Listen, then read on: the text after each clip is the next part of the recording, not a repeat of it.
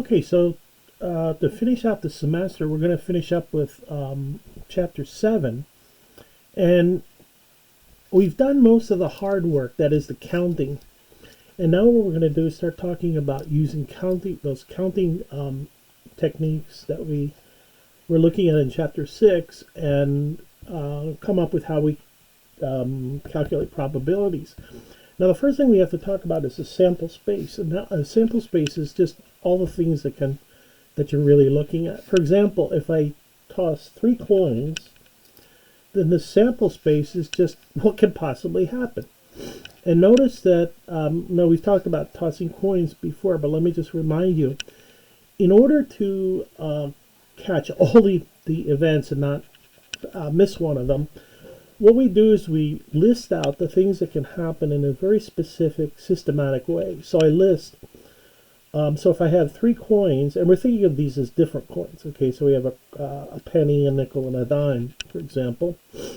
And so what could happen is all 3 coins come up heads, or 2 heads and 1 tail. Now, because they're different coins, the tail can come in 3 different places, right?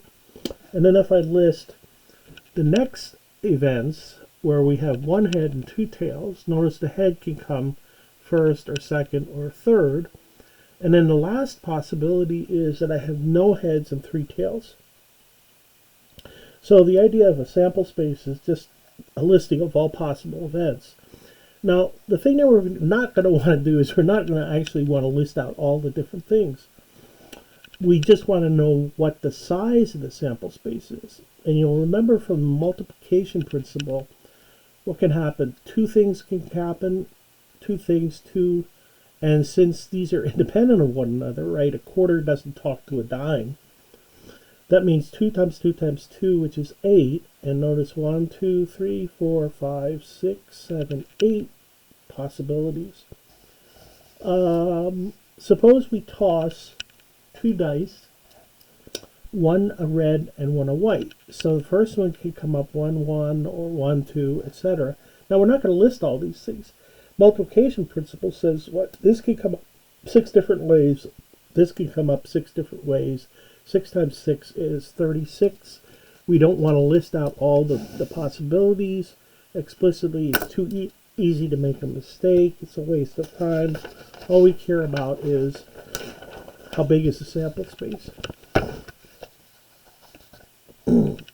Okay, so we're going to be using Venn diagrams, and we have we're going to look at 2 sets, A and B. Now, we've already looked at Venn diagrams. It's actually 3 sets, A, B, and C.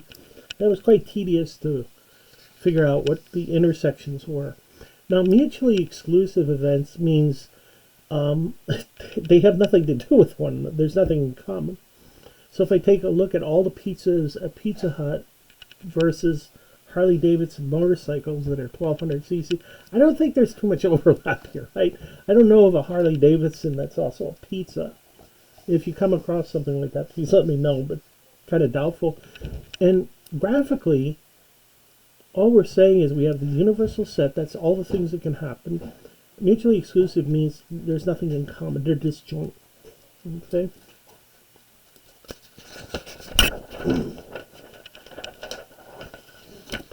And usually something is in common, right? Which denotes by the intersection. I want to remind you the union, don't double count, is everything that's in 2 sets. So you put both of them together, but you do not double count. Okay? That's a big mistake that students make. When we look at the complement of a set, it doesn't mean, oh, I like your shoes. It just means what's outside of the set. So the complement of A is everybody that's outside of it. And we're going to use that concept here very shortly. Same thing with the complement of B. Just literally think of cutting out the set, and what's left over is the complement. If I take a look at the intersection, so this is just a quick review of what we've already done. The intersection of these 2 sets, what's in common? And if I take the complement, now remember when you have parentheses, you have to do what's inside first. So I take the intersection, that's this. The complement means everything that's outside of that. And if I take the union of two sets, that's everybody inside. You're dumping everything, but you're not double counting. The complement means it's everything. You literally just think of cutting out that region. Whatever's left over is the complement of the set. And I cannot drag out section 1 any longer.